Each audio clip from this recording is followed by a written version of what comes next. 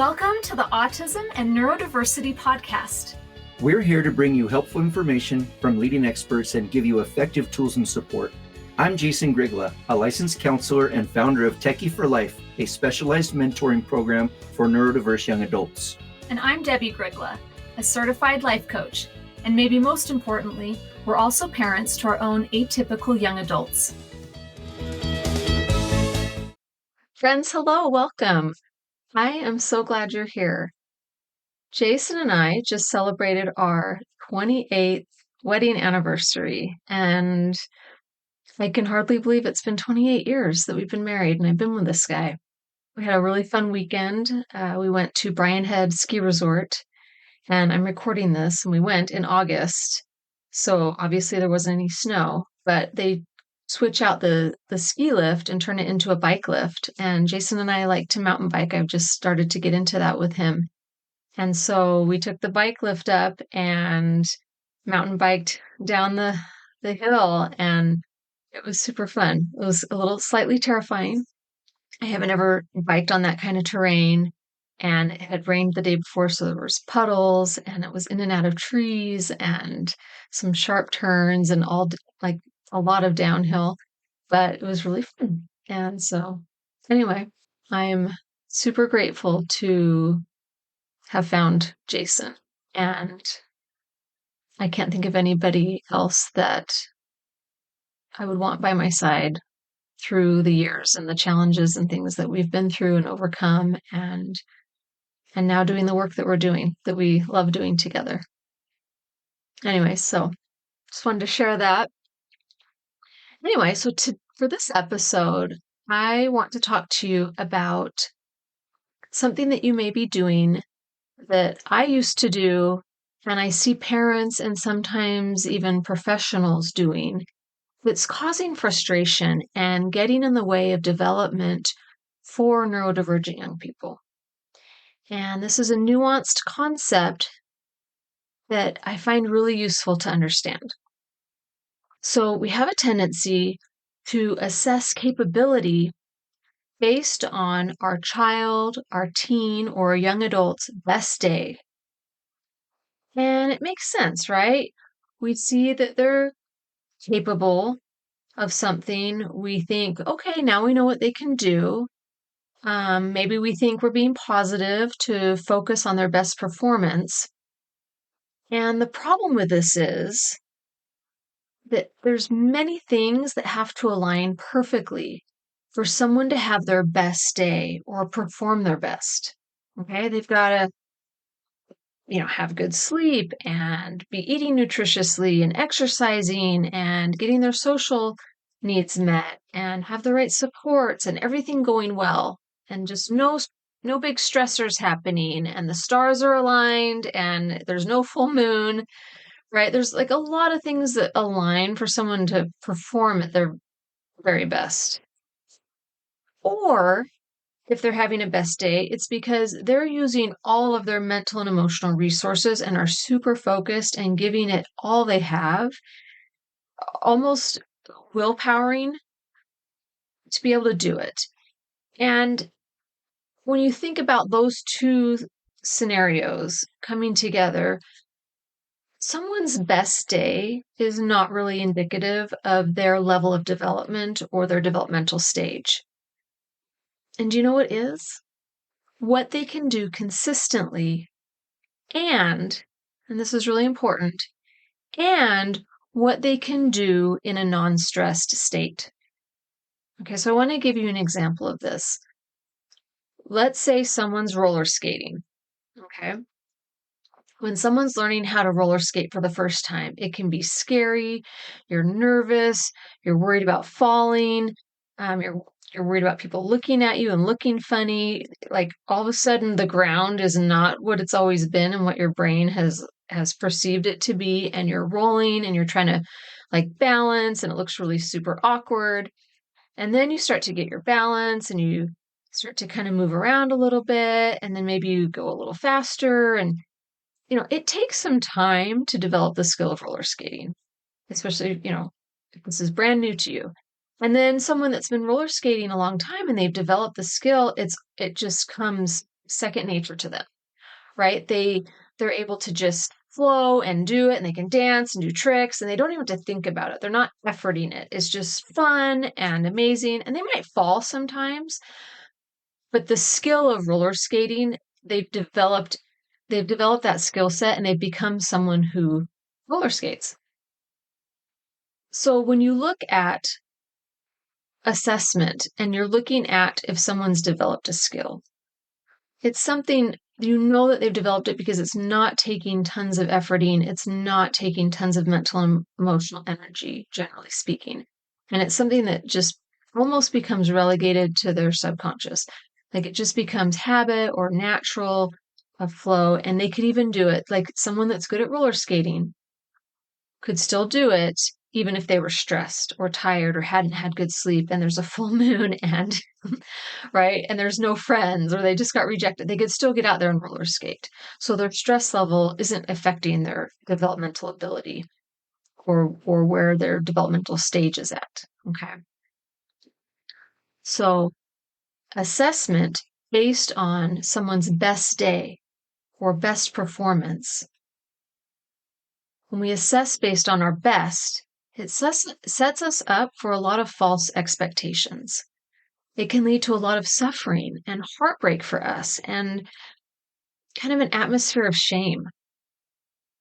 So I encourage you, and I'm telling you, don't use their best day or their best performance as a should weapon against them.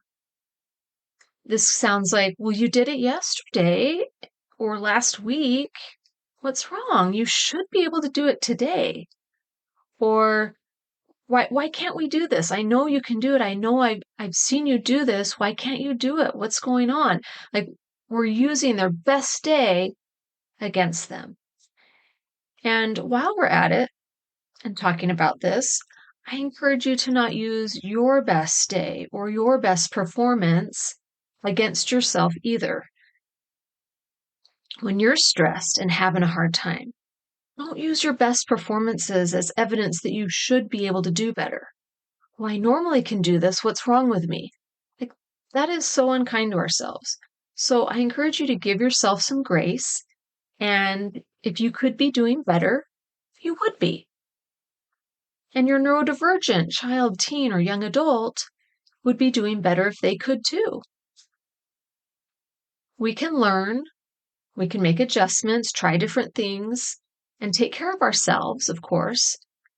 I mean, that's development. That's what it's all about, trial and error and practice till we get it. But it's when we adopt expectations based on our best or our IQ or egos that we trip ourselves up.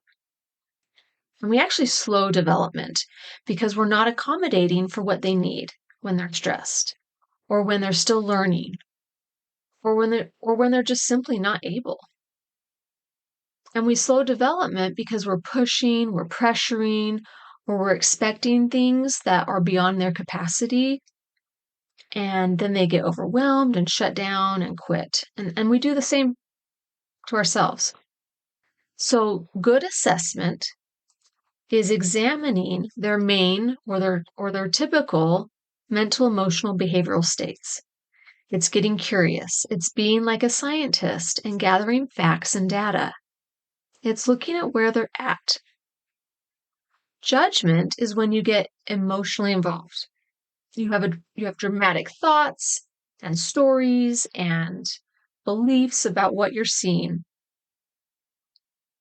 And those might be coming from your past or how you were parented or societal expectations. We have these thoughts and stories and beliefs about a mental and emotional and behavioral performance that we see.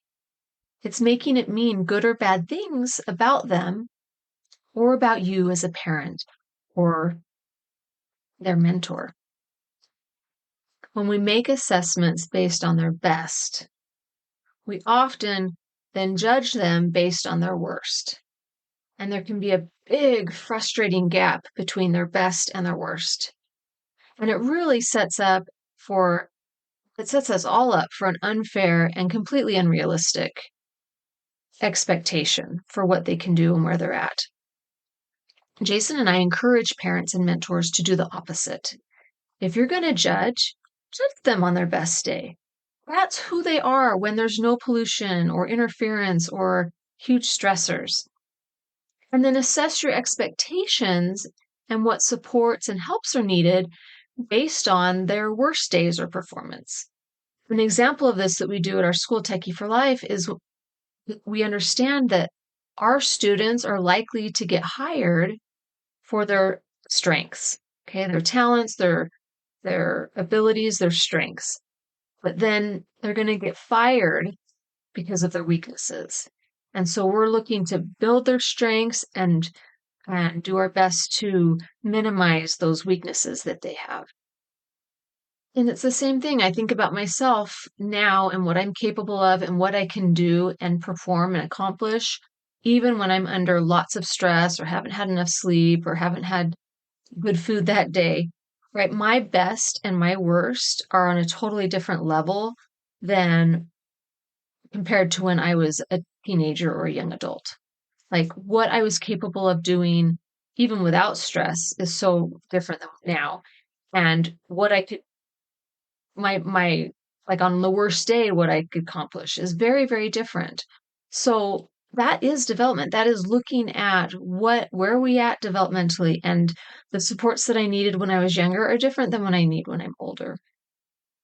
So if you want to practice honest assessment, you want to meet them where they're at in their strengths and their weaknesses.